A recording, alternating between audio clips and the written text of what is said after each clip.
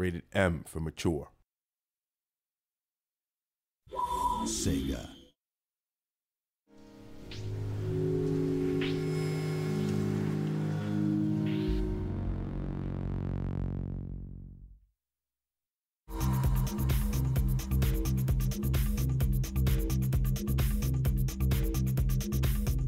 In some respects, Golden Axe set the standard for a lot of different things. It was fairly old for arcade games, so there was some sound effects that people loved. There were some pieces of music that people were just totally endeared to, and to bring that into this new version is a big challenge.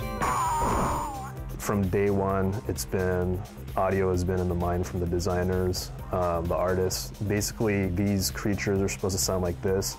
These environments are supposed to sound like this. The music should be a certain way. So PCB's done a lot of our work as far as music composition, sound design. Secret Level's been just a fantastic team to work with. They had approached me at the Game Developers Conference about 2 new secret titles they were working on, and then on the Golden Axe project, we've been doing all the original music and all the dialogue recording, directing all the actors. A lot of people take the approach of, let's hire one actor and you know, he or she can do 10 different characters. Some people do have a lot of different voices, so what we did is we recorded actually 2 or 3 different versions for each character, and then we kept the best. We found that it was better to do it that way for the better quality and a better match for the characters. Rebuild the axe, and you may yet have vengeance for your sisters and your god. As an actor, you get to move the storyline forward, and you get to engage people in the game, and you know, you really draw the player in without distracting from the game. I get to be a part of the overall movement of the story, and that's always exciting for me. I mean, I love doing on-camera stuff. I love being on film. But with voice, it doesn't matter what you look like, how old you are, how tall you are, what color's your hair, what color's your eyes. Do you look up against this person? It's all about how you sound. We get to see the drawings, we get to see all the efforts of everybody who's gone before and try to contribute. And then it's the worst if you do what you think you're gonna do and you say blah, blah, blah, and they go, oh, could you try it again, only better? We knew a lot of stuff last year when we first started on the project. We had character descriptions, we really knew who the characters were going to be, and then over the time as the project changes and things get more directed and things get more focused, things change. Or sometimes you come up with something in the studio that you never thought was possible. There's a character that just comes out of one of the actors, so you get more of a creative, organic process that way. The Death Adder cannot be defeated. Being the Queen of the Dead is very groovy. They showed me the picture.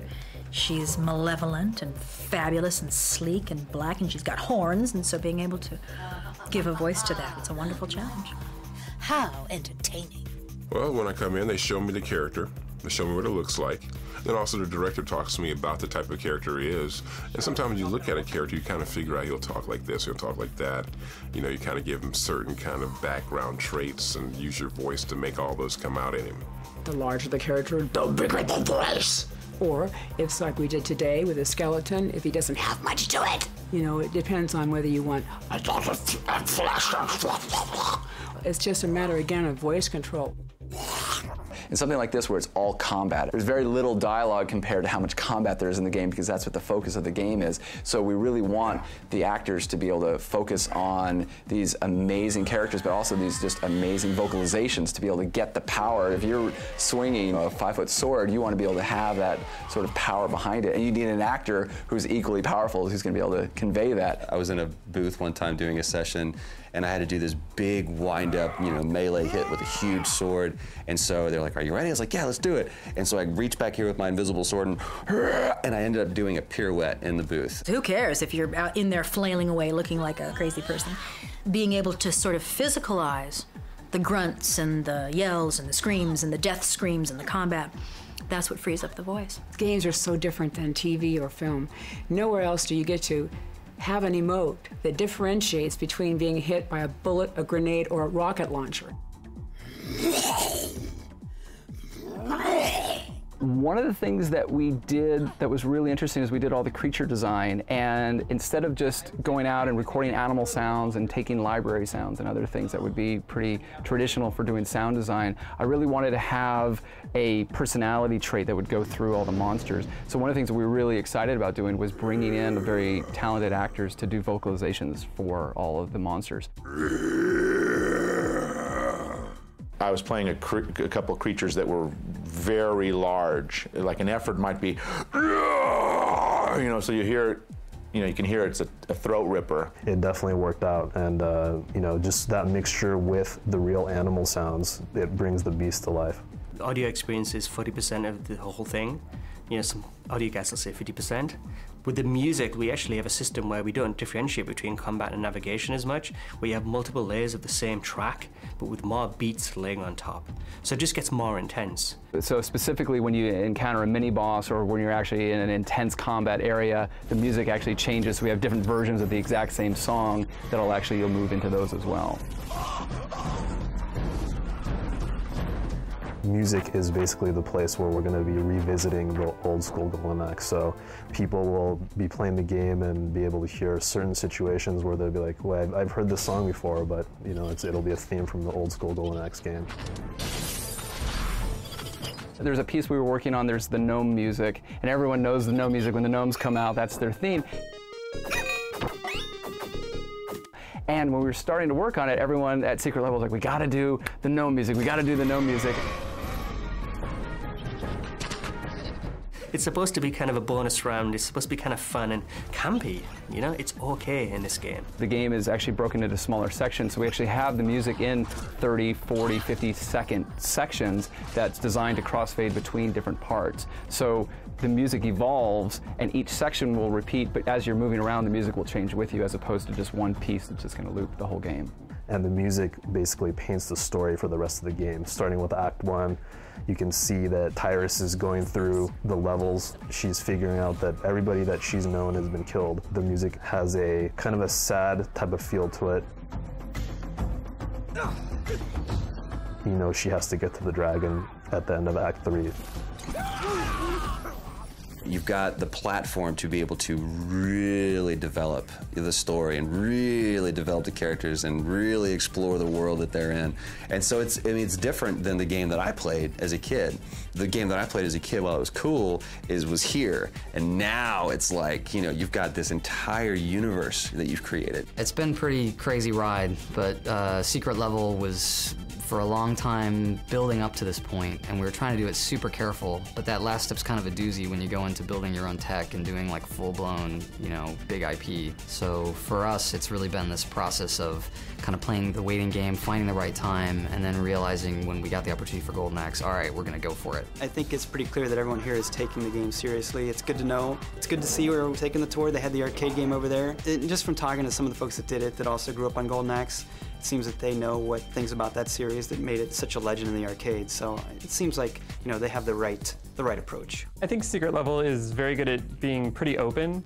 I think people feel pretty free to say what they really think. When you're in a big studio, and a big team, you're like a number. And my number is 108-1664. And you feel not part of a family, And here it's a small studio, the president, everybody knows each other's names. When you say something, there's people to listen to what you're saying, so you feel more like you're part of the game and this is your game, You have to understand that this team was brought together with a new engine and new tools, and given a relatively short amount of time for production, and we've gelled as a unit, and we were able to produce a pretty good product in a relatively short amount of time. And that's amazing, because this is a team that's just come together and worked together for the first time together. When they reimagine games, you kind of expect that means, I don't know, sucking the soul and the life out of it. But no, they actually maintained the right look for it, and they managed to make it more modern. What we would like players to leave the game and appreciate is the lushness of the world, seeing all sorts of possibilities. I've always been a fan of people like George Lucas, who didn't just create a movie, but they created an entire world. And you just keep seeing people wanting to explore that. And I think with Golden Axe, we've spent a lot of time thinking about the mythology of this world. We've come up with characters that aren't even going to be in the game, but there's motivations and why they're happening. And we did it because we knew the more real and deeper we could go into the world, the more real it would feel for the players. And they might not know that all that stuff exists, but they'll feel it. With this next-gen title, Sega and Secret Level seem to really be wanting to put a lot more depth into it. And definitely the coolest thing, in my opinion, was focusing on the beasts. As a veteran chicken rider, I think that the best thing that they're doing here is that they are, without compromise, just focusing on the beasts as so much of the thing. To put it in the title is a pretty big indication that this is what they want to do. It was the biggest challenge. Nobody's really done that. Nobody has, hey, I'm gonna, come to your beast right on top of this living creature and use it against the enemies, and really making that gameplay feel dynamic so everything reacts. And really the Miraga, the beast killer, that's my favorite. Just taking advantage, being on the ultimate beast in that sense and ripping another beast in half is just really satisfying when you can pull that off. The cool thing about a game like Golden Axe is when it gets out in the industry that you're working on something that has these crazy beasts with cool animations and humanoid stuff and really cool AI and just great lighting. Everybody wants to join in and help. So it's been amazing to me how much word-of-mouth referral has worked to help scale up the team. From my perspective, just seeing everything that they've worked through and their concepts and hearing them talk about it, all of those things I'm sure will translate well. It's been great meeting these guys and hearing how enthusiastic that they've been through the whole course of creating this. We hope that when the players are done with the game, they can't wait to go back and explore this world some more. They had a great time, they went through a story, it was an adventure, but it's a place that they want to visit again. And I think that that's what really great games do. They create a universe, they create a world that you want to explore. I'm really excited about Golden Axe. I'm really excited about the capabilities that Golden Axe has brought to Secret Level and excited about the future.